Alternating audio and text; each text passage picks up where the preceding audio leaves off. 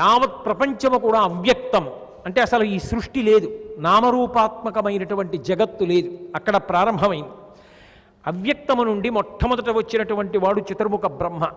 బ్రహ్మ నుంచి మరీచి, మరీచి నుంచి కశ్యపుడు, కశ్యపుని నుంచి సూర్యుడు, సూర్యుడికి మనువు, మనువుకి ఇక్ష్వాకువు, ఇక్ష్వాకువుకి కుక్షి, కుక్షికి వికుక్షి, వికుక్షికి బాణుడు, బాణునికి అనరణ్యుడు, అనరణ్యునికి పృథువు, పృథువికి త్రిశంకువు, త్రిశంకువుకి దుందుమారుడు, దుందుమారుడికే యువనాశ్యుడు అని పేరు. ఆయనకి మాంధాత, మాంధాతకి సుసంధి, సుసంధికి ఇద్దరు కొడుకులు ధ్రువసంధి ప్రసేనజిత్, ధ్రువసంధికి భరతుడు, భరతునికి అసితుడు, అసితునికి సగరుడు, సగరునికి అసమంజసుడు, అసమంజసునికి అంశుమంతుడు, అంశుమంతునికి దిలీపుడు, దిలీపునికి భగీరథుడు, భగీరథునికి కకుత్సుడు, కకుత్సునికి రఘువు, రఘువుకి ప్రవృద్ధుడు, ప్రవృద్ధునికి శంఖనుడు, శంఖనుడికి సుదర్శనుడు, సుదర్శనుడికి అగ్నివర్ణుడు, అగ్నివర్ణుడికి శీఘ్రగుడు, శీఘ్రగుడికి మరువు, మరువుకి ప్రశిష్యుకుడు, ప్రశిష్యుకునికి అంబరీషుడు, అంబరీషుడికి నహుషుడు, నహుషుడికి యయాతి, యయాతికి నాభాగుడు, నాభాగుడికి అజమహారాజు, అజమహారాజుకి దశరథ మహారాజు, దశరథ మహారాజుకి రామలక్ష్మణ భరత శత్రుఘ్నులు. ఇది ఈ వంశం, ఇది ఇక్ష్వాకు వంశం. ఇందులో పుట్టిన చక్రవర్తులు ఎంతంత గొప్పవాళ్ళో తెలుసా? ఎంత లోకహితం కోసం ప్రవర్తించిన వాళ్ళో తెలుసా? ఎన్ని యజ్ఞయాగాదులు చేసిన వాళ్ళో తెలుసా? ఒక్కొక్క చక్రవర్తి యొక్క విశేషాన్ని చెప్పాడు, ఒక్కొక్క చోట చేసిన తప్పులు కూడా చెప్పాడు, కల్మషపాదుల గురించి. ఇన్నీ చెప్పిన తరువాత విన్నాడు. ఎగిరి గంతేసి తప్పకుండా ఇచ్చేస్తాను నా పిల్లని అనలేదు జనకుడు. శతానందుడి వంక తిరిగాడు. ఇక్కడే ఉన్నాడుగా, సంతోషిస్తూ ఉంటాడు విని. ఓహో, నా కథ చెప్తున్నాడు రా వీడు. చాలా సంతోషించి శతానందుల వారు జనక మహారాజు గారితో చెప్పాడు, అద్భుతమయ్యా ఇక్ష్వాకు వంశం, కానీ మర్యాద అని 3 అక్షరాలు ఉన్నాయి కదా. దశరథుడు వశిష్ఠుని చేత చెప్పించాడు. కాబట్టి ఓ శతానంద మహానుభావ, నువ్వు గౌతమ మహర్షి యొక్క కుమారుడవు, మా వంశం ఎటువంటిదో కూడా చెప్పు దశరథ మహారాజు గారికి. అది వశిష్ఠుడు వింటాడు, విశ్వామిత్రుడు వింటాడు. వాళ్ళకి తెలియదా? లోకానికి ఆదర్శం కలగాలి. వాళ్ళు విని వాళ్ళకి నచ్చితే అప్పుడు పిల్లనిస్తారు. కాబట్టి మా వంశం ఎటువంటిదో చెప్పవయా అన్నాడు. అంటే శతానందుడు లేచి చెప్పాడు. మొట్టమొదటివాడు ఈ వంశంలో నిమి, నిమికి మిథి, మిథికి ఉదావసు, ఉదావసువుకి నందివర్ధనుడు, నందివర్ధనుడికి సుకేతువు, సుకేతువుకి దేవరాతుడు, దేవరాతునికి బృహద్రథుడు, బృహద్రథునికి మహావీరుడు, మహావీరుడికి సుధృతి, సుధృతికి దుష్టకేతువు, దుష్టకేతువు తర్వాత వచ్చినటువంటి వాడు హర్యశ్వుడు, హర్యశ్వునికి మరుడు, మరునికి ప్రతింధకుడు, ప్రతింధకునికి కీర్తిరథుడు, కీర్తిరథునికి మహీధ్రకుడు, మహీధ్రకునికి విభుదుడు. ఆ తర్వాత వచ్చినటువంటి వాడు దేవమీఢుడు, దేవమీఢుడు విభుదుడు మహీధ్రకుడు, కీర్తిరాతుడు. ఆ కీర్తిరాతునికి పుట్టినటువంటి వాడు మహారోముడు, మహారోముడికి పుట్టినవాడు స్వర్ణరోముడు, స్వర్ణరోముని తర్వాత వచ్చినవాడు హ్రస్వరోముడు, హ్రస్వరోమునికి 2 కుమారులు. పెద్దవాడు జనకుడు, రెండవ వాడు కుశధ్వజుడు. జనక మహారాజు గారికి 2 ఆడపిల్లలు. పెద్ద ఆమె సీతమ్మ, రెండవ ఆమె మహాతల్లి ఊర్మిళ. అలాగే తమ్ముడైనటువంటి కుశధ్వజునికి 2 కుమార్తెలు. పెద్ద ఆమె పేరు మాండవి, రెండవ ఆమె పేరు శృతకీర్తి. ఈ అన్నదమ్ములిద్దరికీ 4 ఆడపిల్లలు. మీరు అంగీకరిస్తే నీ కొడుకులు 4కి 4 పిల్లల్ని ఇస్తామన్నారు.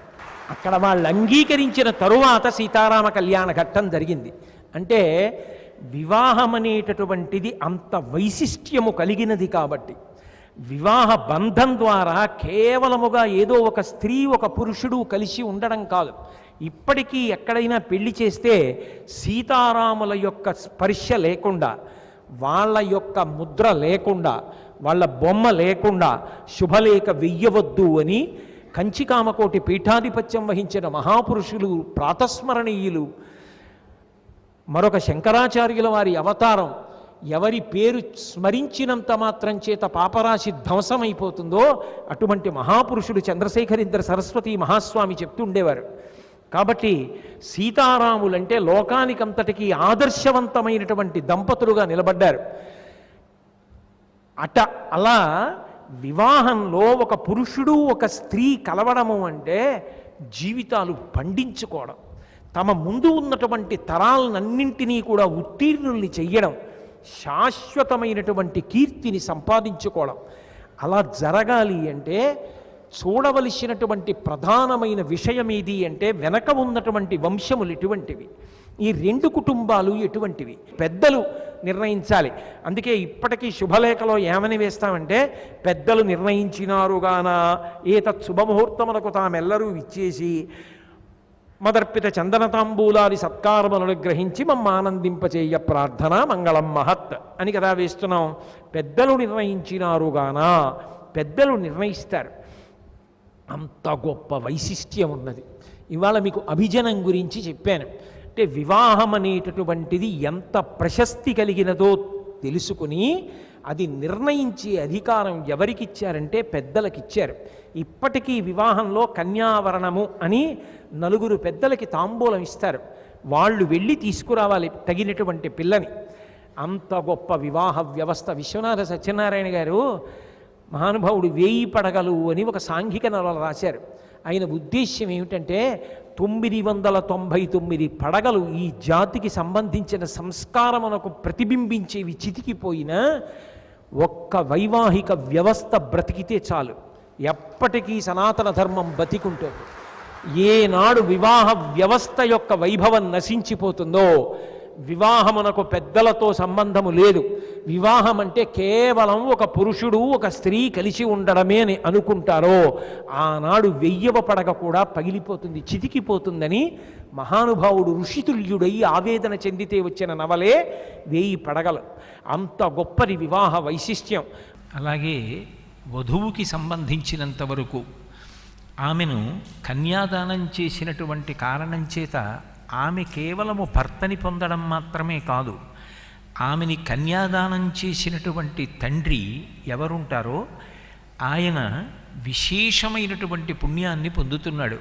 ఎంత పుణ్యాన్ని పొందుతున్నాడు, ఎంతకాలము బ్రహ్మలోకమునందు వసించి ఉంటాడు అన్నదానికి వివాహ మంత్రములే ప్రమాణములు అని నిన్నటి రోజున నేను మీతో కొన్ని విషయాన్ని ఉటంకించడం జరిగింది. గంగా తీరంలో ఉండేటటువంటి ఇసుక రేణువుల్ని సప్తర్షి మండలం వరకు పేర్చుకుంటూ విడితే ఎన్ని ఇసుక రేణువులు పడతాయో దాన్ని 1000 పెట్టి గుణిస్తే ఎన్ని సంవత్సరములు వస్తాయో అన్ని సంవత్సరములు, మళ్ళీ ఆ ఇసుక రేణువులను ఏరుతూ వెనక్కి రావడానికి ఎంతకాలం పడుతుందో అంతకాలము బ్రహ్మలోక నివాసమునిస్తారు. అలా అనేకమైనటువంటి విశేషాలను మీకు నేను మనవి చేయడం జరిగింది. సూర్యమండలం వరకు నువ్వుల గింజలు పేరుస్తూ వెళ్ళడం, సన్నని గోధుమ గింజల్ని గ్రహమండలం వరకు పేర్చడం, ఎద్దు తోక మీద ఉండేటటువంటి వెంట్రుకల్ని తిన్నగా నక్షత్ర మండలం వరకు పేర్చడం, వీటన్నింటినీ 1000 పెట్టి గుణిస్తే వచ్చేటటువంటి సంవత్సరములు ఎన్ని ఉంటాయో అన్ని సంవత్సరములు బ్రహ్మలోక ప్రాప్తినిస్తున్నారు అని చెప్పి వేదం ఉటంకిస్తోంది. వేదమే ప్రమాణము. అందుకే మయా సహ దశపూర్వేషాం దశాపరేషాం మద్వంశానాం పితॄణాం నరకాదుత్తీర్య శాశ్వత బ్రహ్మలోకే నివాస సిద్ధ్యర్థం సాలంకృత కన్యాదానమహం కరిష్యే అన్నది వధువు యొక్క తండ్రి వైపు సంకల్పం. నాతో కలిపి మయా సహా నేను దశపూర్వేషాం నాకు వెనక ఉన్న 10 తరాలు, దశాపరేషాం నా తర్వాత వచ్చేటటువంటి 10 తరాలు, 21 తరాల వాళ్ళు శాశ్వతముగా బ్రహ్మలోకమునందు ఉండడం కోసమని నేను ఈ కన్యను దానము చేయుచున్నాను అని సంకల్పం చేస్తున్నాడు. అంటే వివాహ సంస్కారమునందు ఒక కన్యాదానం చేత ఎంతమంది తరిస్తున్నారు అంటే 21 తరాల వాళ్ళు తరిస్తున్నారు. వివాహం అనేటటువంటిది కేవలము స్త్రీ పురుషుల మధ్య ఉన్నటువంటి కామ సంబంధమైనటువంటి భోగముతో కూడుకున్న వ్యవస్థ మాత్రమే కాదు, దాని చేత పూర్వీకులు అంతమంది తరిస్తారు, రాబోయేటటువంటి తరాలు అన్ని తరిస్తాయి. అంతేకాదు అందులో ఒక గొప్ప విశేషం ఉంది. త్వద్దాన మోక్షమాప్నుయాం అంటున్నాడు వధువు యొక్క తండ్రి. నేను నిన్ను కన్యాదానం చేసి మోక్షమును పొందుతున్నాను అంటున్నాడు. ఎలా మోక్షాన్ని పొందుతాడు అంటే అపారమైనటువంటి పుణ్యమును సంతరించుకున్న కారణం చేత అది చిత్తశుద్ధికి కారణమవుతుంది. చిత్తశుద్ధి కలిగిన తరువాత పాత్రత ఏర్పడింది కాబట్టి పరమేశ్వరుడు జ్ఞానమును కటాక్షిస్తాడు. ఆ జ్ఞానమే మోక్షమునకు కారణమవుతుంది. అంటే కన్యాదానం చేసినటువంటి కారణం చేత నేను మోక్షాన్ని పొందుతున్నాను అని వధువు యొక్క తండ్రి సభాముఖంగా ప్రకటిస్తున్నాడు.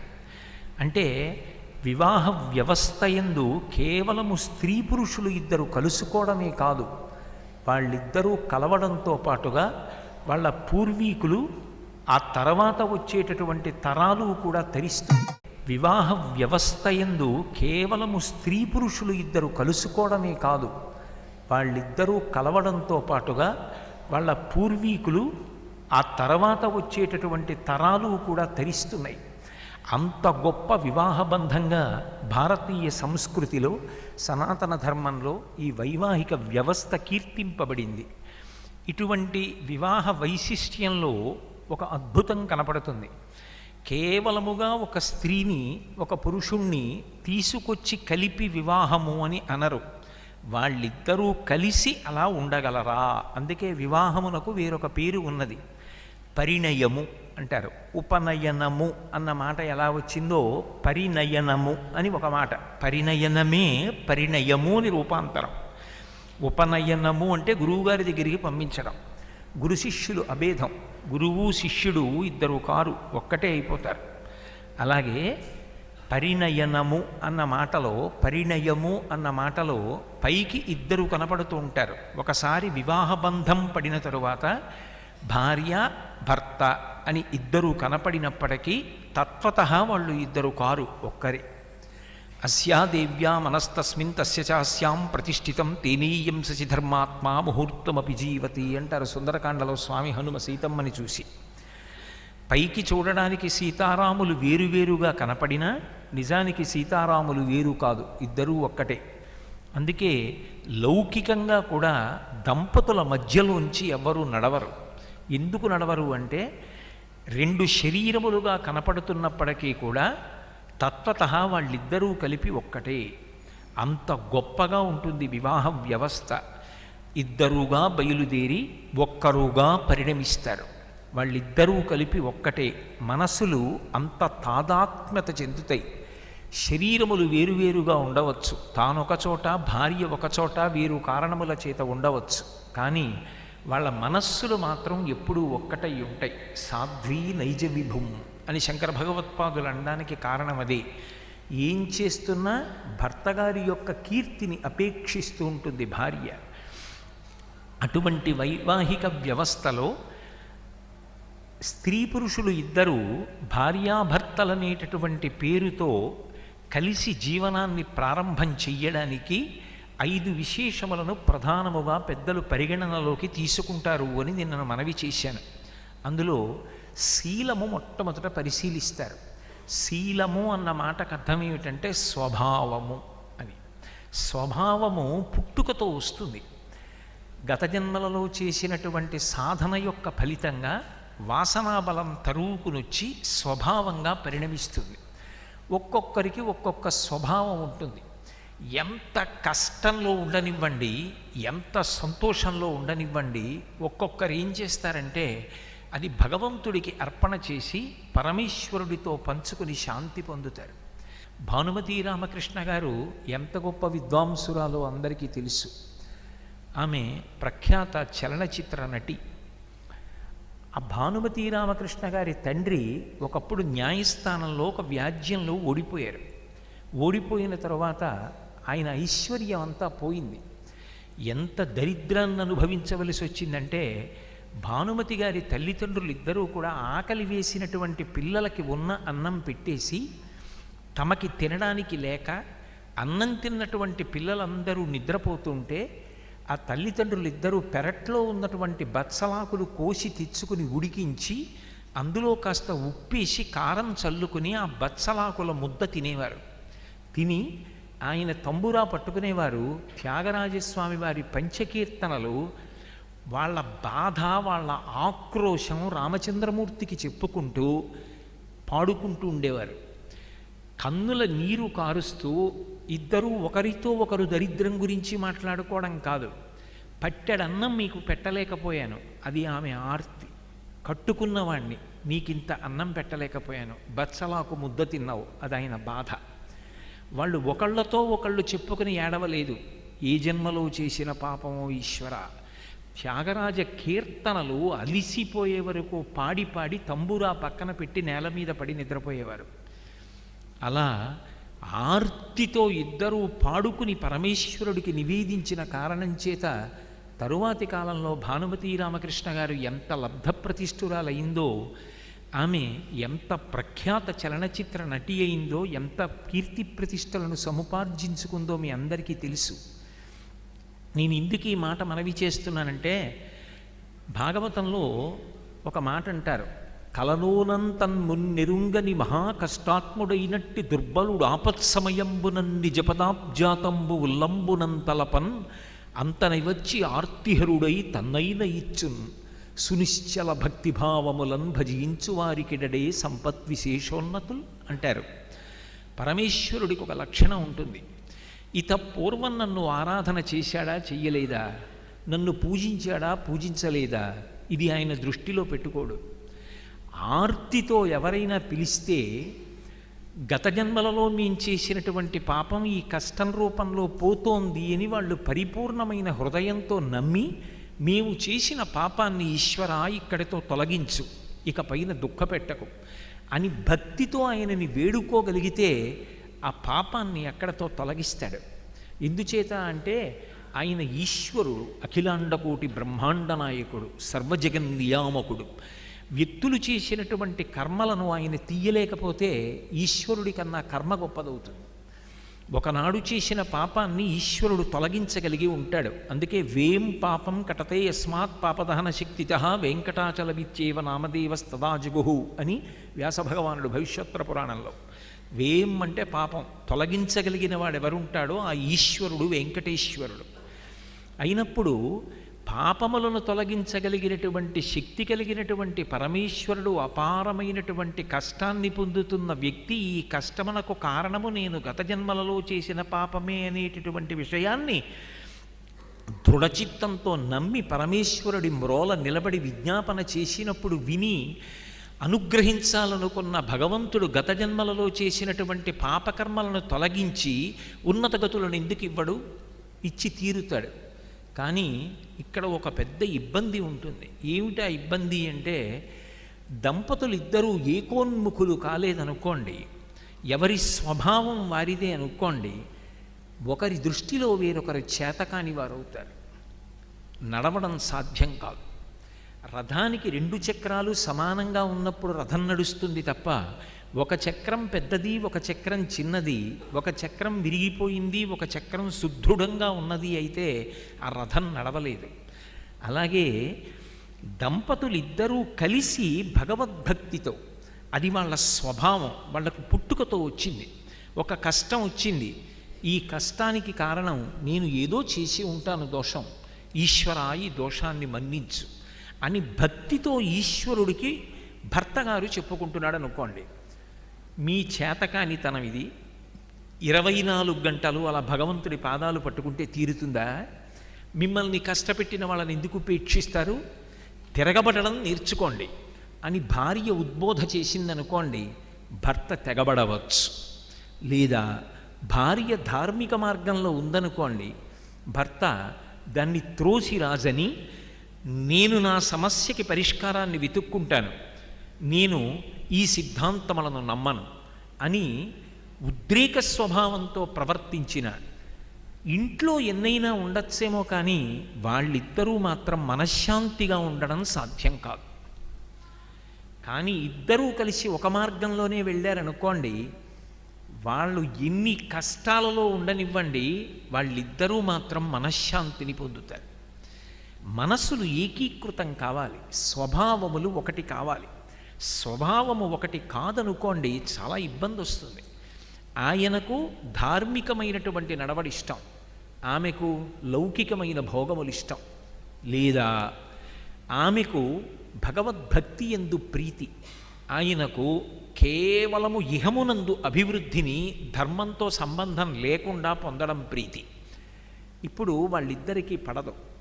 ఇద్దరికీ పడకపోతే పైకి ఎంత ఐశ్వర్యం ఉండనివ్వండి, వాళ్ళు ఎంత చలువరాతి మేడలో ఉన్నట్టు కనపడనివ్వండి, నిజానికి వాళ్ళిద్దరూ మాత్రం మనశ్శాంతిని పొందలేరు. నాకు తగిన ఇల్లాలు ఆమె కాదు అన్న భావన ఆయన ఎందుంటుంది. నాకు తగిన భర్త కాడు అన్న భావన ఆమె ఎందుంటుంది.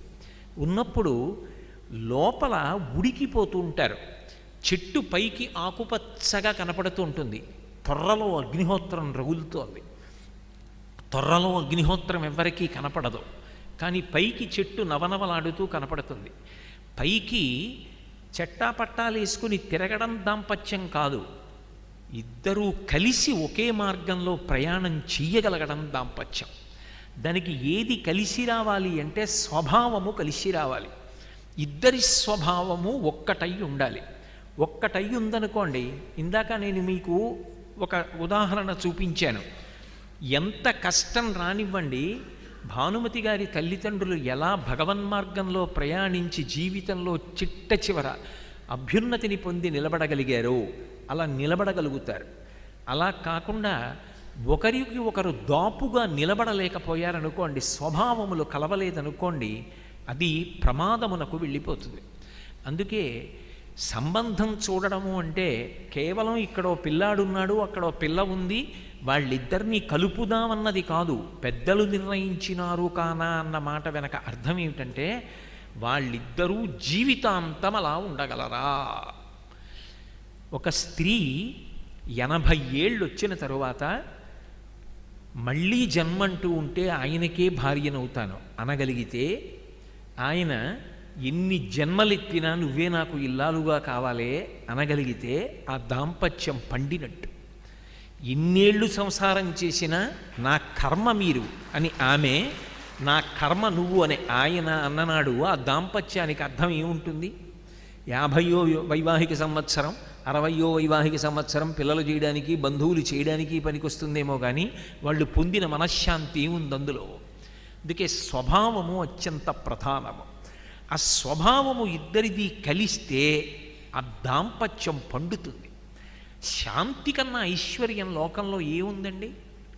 మనిషికి ఏముంది అన్నదానికన్నా ఎంత ప్రశాంతతను అనుభవించగలుగుతున్నాడు అన్నది ప్రధానం. కరెంటు పోయిందనుకోండి, చీకటిగా ఉంది, ఒక్క దీపం వెలిగించి ఓ గంట సేపు రాదుటోయ్, ట్రాన్స్ఫార్మర్ పేలిపోయిందిట, బాగు చేయడానికి గంట సేపు పడుతుందిట, ఏది సాంబశివాయనరే అని కాసేపు 4 కీర్తనలు వాయించు వీణ మీద వింటాను అంటే, అబ్బా మీరు సంతోషంగా వినడం కన్నా నాకేం కావాలని భార్య వీణ తీసి వీణ వాయిస్తుంటే భర్త ఎంతో సంతోషంగా వింటూ చెక్కిట చెయ్యి చేర్చి తల ఊపుతున్నాడు అనుకోండి, ఇంకా దాంపత్యంలో ఉన్న ప్రశాంతత కన్నా ఏం కావాలి?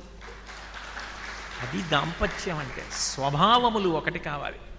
అంతేకాని ఆమె వీణ తీసి వాయిస్తుంటే టింగు టింగుమంటూ నువ్వు ఆ వీణ 24 గంటలు సాధన అని చెప్పి ఆయన విసుక్కుని, మీకేం తెలుసు గాడిదికి గంధపు వాసన ఏం తెలుస్తుందని వీణ